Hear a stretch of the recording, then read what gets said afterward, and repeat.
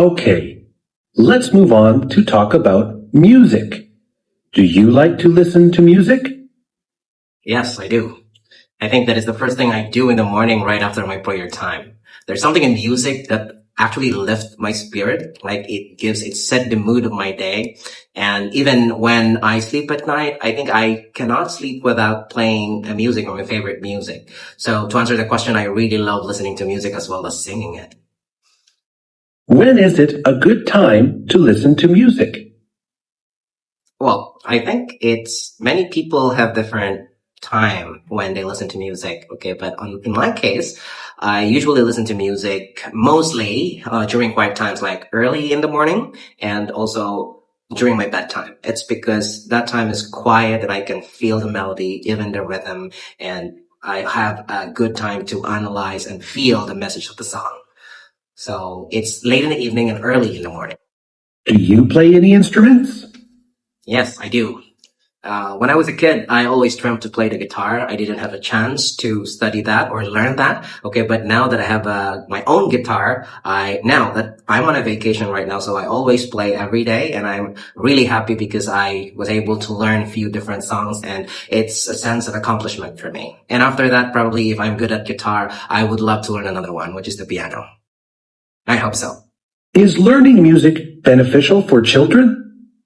I believe so. Okay, I have many friends and parents who actually say that their children simply learn through music, through YouTubes and like nursery rhymes. Like they easily learn pronunciations, they easily learn new words by simply singing. And I believe that if we are giving the right music to children, they can also learn values because some songs actually deliver a good message or a good story. So I do believe that music is beneficial for children. Part 2. In a moment, I will give you a topic. You will have 1 minute to read the topic and to make some notes. Are you ready? Yes, I am. I'd like you to speak about your favorite device or technology. All right. Now, I'd like you to speak for 2 minutes on this topic. Please begin speaking now. I don't own a lot of modern devices, so my answer is probably the same answer as other people do. It's my smartphone. I am using an Oppo phone. It's the latest brand. Okay, that's a latest model rather from Oppo. And the reason why I like it is because it's user friendly. I can use it a lot in many different ways. I got it from a store in Vietnam, one of the famous stores of electronic devices.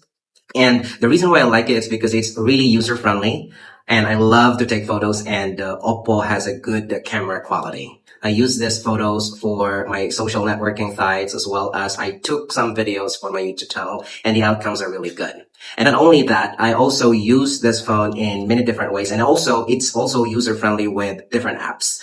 Let's take, for an example, my mobile banking apps. Okay, one from my country and also where the country where I live now. I have bank accounts and I can use the apps or phone apps on this phone.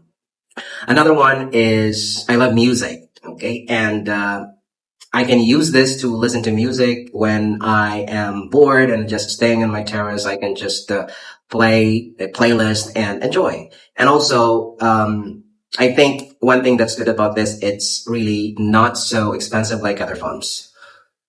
It's very affordable compared to the other brands. I really like the other brands too, okay, but I think this is the best device that I can get. I can save money. I can enjoy what I want. I can do what I'm passionate about. And it's like my best friend. I remember one day when I left my phone, it seems like my life is useless. So I think this phone serves as my best friend. Thank you. Now let's move on to part 3. Part 3. In this part, I'm going to ask you some general questions related to what you spoke about in part 2. I'd like to begin by asking you some questions about technology and society. How have communications technologies changed your country? Well, like many other countries, I think the economy and the way people work today changes a lot. Okay, let's take for an example, my friends who works in the education sector or even in the bank sector, they usually have a lot of papers to sign before prepare some papers. Okay, but this time I think that technology is already paperless. So that is one change that I see in different countries, not only in the country where I live in. Is addiction to technology becoming a problem in your country?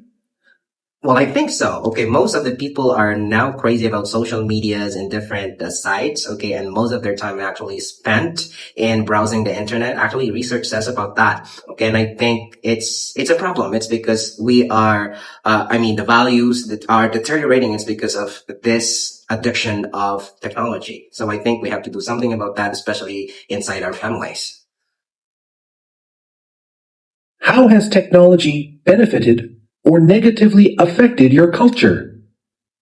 Well, like I mentioned earlier, okay, well, some of the values are already deteriorating. It's because of the use of technology. Let's take an example. My family, all right, when we are in the dining room, okay, and sometimes previously we usually talk a lot, talk about our day, okay, but this time we just eat the food and focus on our phones. And sometimes it's not good at all. It's because we are already forgetting the values that we have